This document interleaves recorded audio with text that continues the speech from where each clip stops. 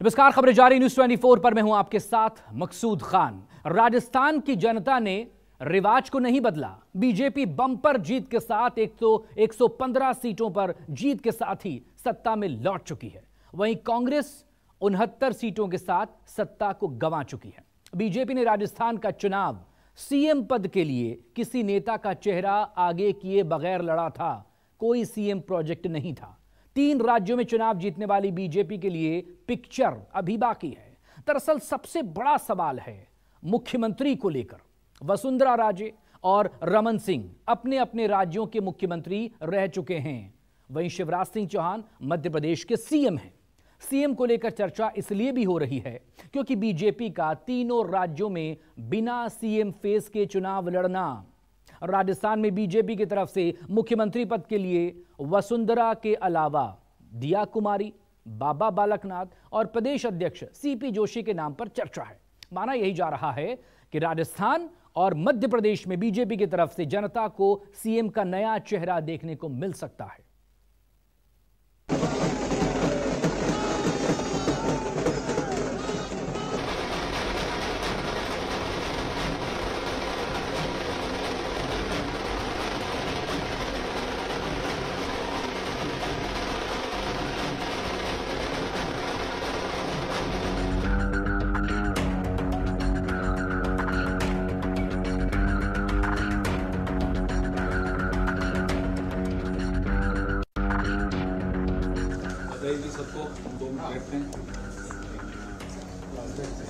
2024 के सेमीफाइनल में बीजेपी ने 3 राज्यों में प्रचंड जीत का परचम लहरा दिया और इस शानदार जीत के साथ सवाल तैरने लगे कि इन 3 सूबों में कमान किसे मिलेगी, यानी सीएम कौन होगा।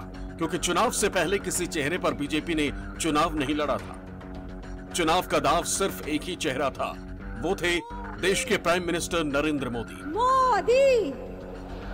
और उनकी गारंटी जो सफल हुई। इसलिए वहां की तस्वीर साफ है।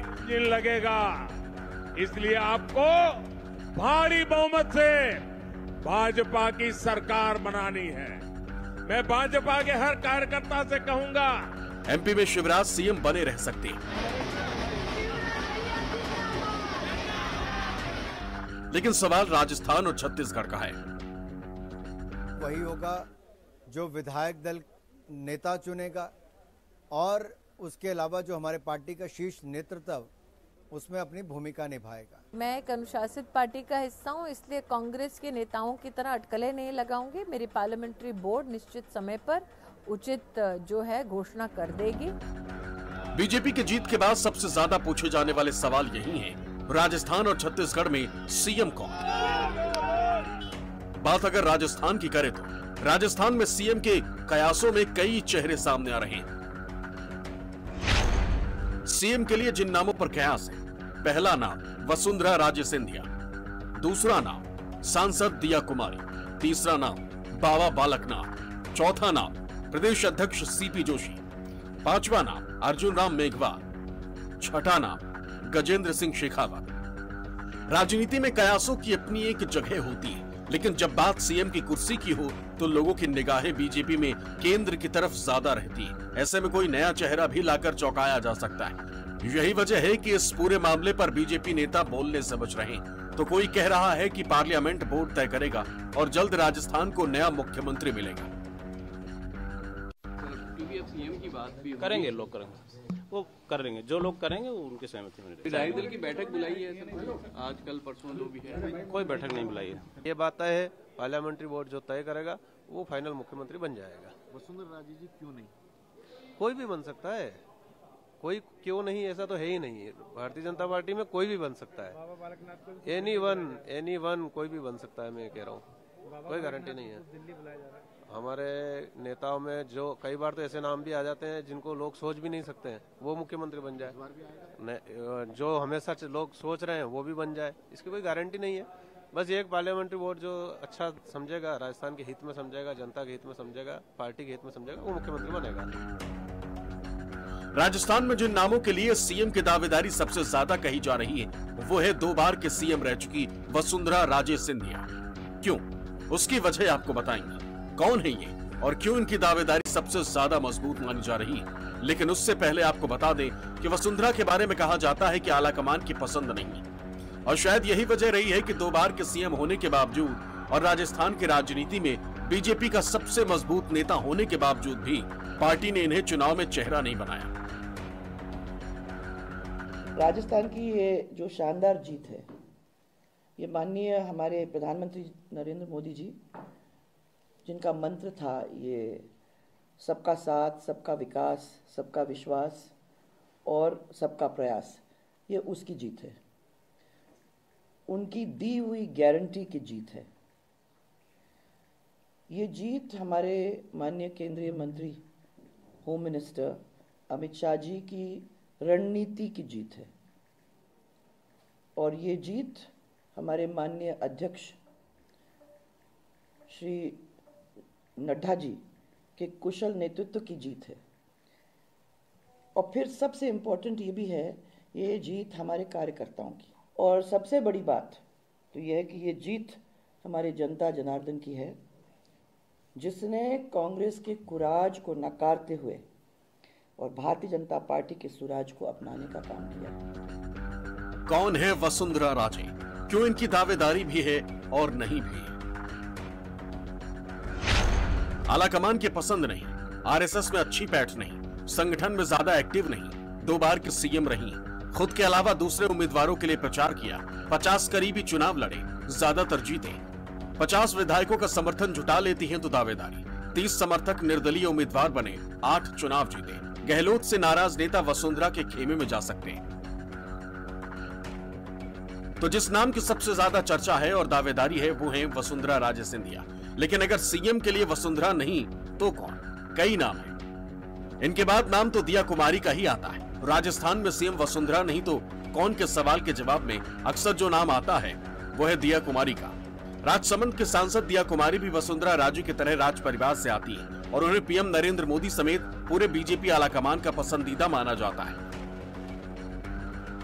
भारतीय जनता पार्टी ने जिस तरह से तीनों राज्यों में सरकार बनाई, निश्चित रूप से हमारे प्रधानमंत्री मोदी जी, केंद्र सरकार की योजनाएं, केंद्र सरकार के विकास के काम, यही सब कुछ देखकर जनता ने विश्वास जताया है और भारतीय जनता पार्टी को बहुत अच्छे वोटों से और बहुत बड़ी बहुमत से सरकार हमारी तीनों राज्यों में बनी। तो सब पार्टी का डिसीजन होगा, किसका क्या रोल होता है, क्या नहीं होता है, लेकिन अभी बहुत अच्छा एक वातावरण है पूरे राजस्थान, मध्य प्रदेश और पूरे देश भर में, क्योंकि ये एक डायरेक्शन ये और मैसेज ये है जनता का कि हमको सिर्फ और सिर्फ भरोसा है तो मोदी जी पर और भारतीय जनता पार्टी।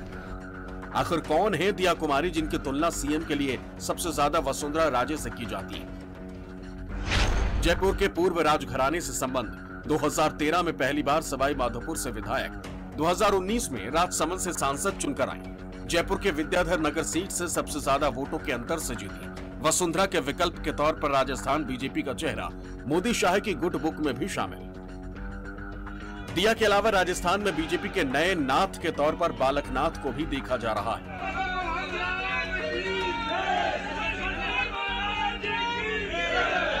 बाबा बालकनाथ तिजारत से विधायक चुने गए।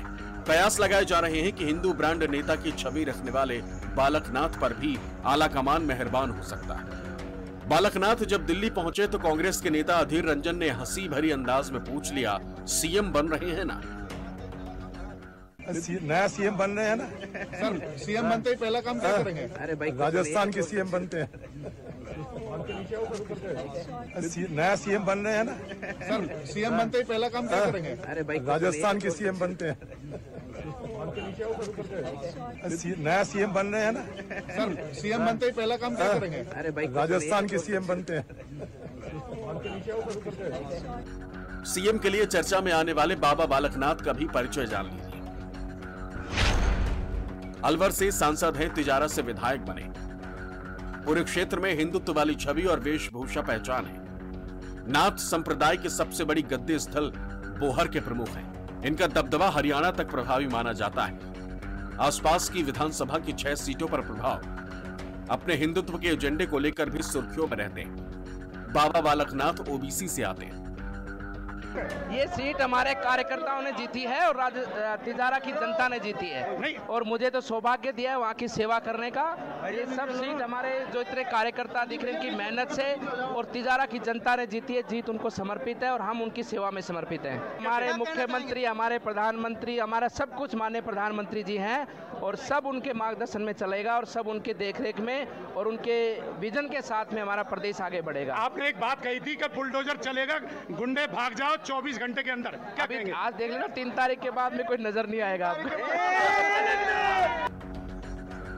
सीएम के लिए चर्चा में सीपी जोशी का नाम भी है। सीपी जोशी इस वक्त राजस्थान बीजेपी के अध्यक्ष हैं और चित्तौड़गढ़ के सांसद हैं। कभी भाजपा युवा मोर्चा के प्रदेश अध्यक्ष से बड़ी शुरुआत के साथ लगातार 29 सालों से पार्टी के प्रति पूरी तत्परता से समर्पित नेताओं में इनका नाम शुमार। सीपी जोशी को उस वक्त राजस्थान बीजेपी का अध्यक्ष बनाया गया था जब पार्टी की गुटबाजी चरम पर थी। सीपी जोशी सबको साथ लेकर चले और उनके नेतृत्व में जबरदस्त जीत मिली। पीएम नरेंद्र मोदी के सभी रोड शो में भी जहां प्रत्याशियों तक को जगह नहीं मिली, वहां वो पीएम के पास खड़े नजर आए। केंद्रीय मंत्री गजेंद्र सिंह शेखावत का नाम भी चल रहा है। गजेंद्र सिंह शेखावत यूं तो विधानसभा चुनाव नहीं लड़े, लेकिन बागियों को मनाने और बीजेपी के कोर राजपूत वोट बैंक को साधने के साथ कई जगह जीत की रणनीति तैयार करने में अहम भूमिका निभाई। बीजेपी की जीत बेहद प्रचंड है। प्रधानमंत्री मोदी जी के अनटायरिंग, बिना थके जो काम करते हैं और जिस विश्वास के साथ उनकी योजनाएं घर घर पहुंचती हैं, उसी का आशीर्वाद है कि भारतीय जनता पार्टी को ऐसा प्रचंड जीत मिल रही है।